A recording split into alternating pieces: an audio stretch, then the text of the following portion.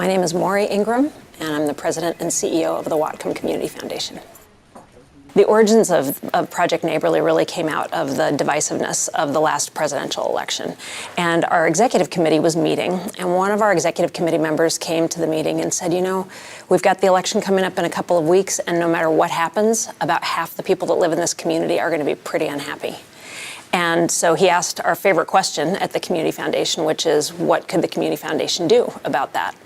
And so we spent a little time thinking about that question and came up with the idea of really asking everybody in Whatcom County, not just the nonprofit organizations who always come up with great ideas, but really everybody who's just walking around the streets and fields of Whatcom County to think about what they could do to make this a safer, kinder, more neighborly place to be for everybody. We weren't sure when we invited the applications whether people would tackle contentious issues, whether they would start with some really basic opportunities to get to know their neighbors, and we got a little bit of everything, which was great. One example is in the South Fork Valley. They created a series called Know Your Neighbor, and they invited panels of people. They did 5 or 6 events and invited diverse groups of folks that live in the South Fork to come and just talk a little bit about life and life for them in the community.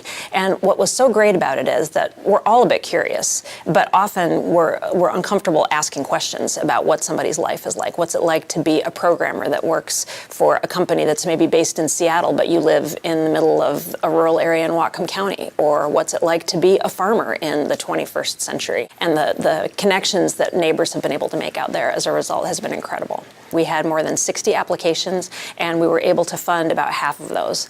One of my favorites is the very smallest grant that we funded, and it was for $362.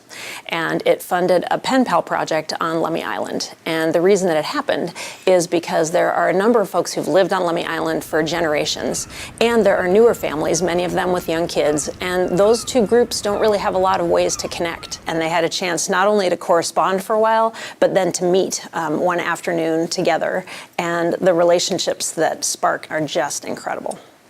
Neighborliness is really just thinking about the fact that we all share this place and figuring out what we can do to be better to each other on a really basic level. Because we're really trying to, when it comes right down to it, knit together a tighter community so that everybody feels connected, everybody feels welcome here, everybody feels like this is a safe place for them to be. My favorite thing about Project Neighborly is that whether you apply or not, you can take the idea and apply it in your daily activities with your family, with your neighbors. Just reach out. In 5 years, I hope that everybody in this community has a Project Neighborly idea, and I hope that everybody in the community is already feeling like things are a lot more neighborly.